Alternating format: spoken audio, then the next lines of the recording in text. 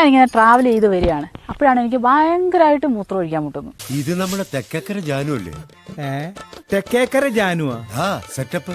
ഇവളുടെ കുളിസിയും കാണാനാണ് ഇവ ഇത്ര സ്പീഡിൽ ഓടി വന്നത്. ഞാനിങ്ങനെ ട്രാവൽ ചെയ്ത് വരികയാണ്. അപ്പോഴാണ് എനിക്ക് ഭയങ്കരമായിട്ട് മൂത്രം ഒഴിക്കാൻ മുട്ടുന്നു.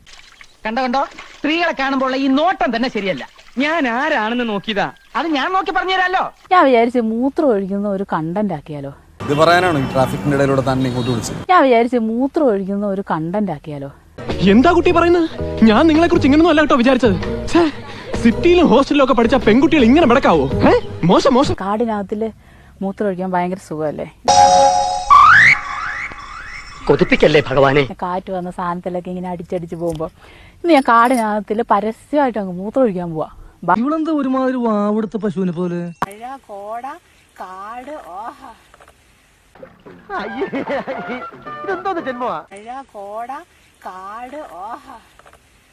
ഞാൻ നോക്കട്ടെ. ഞാൻ നോക്കട്ടെ.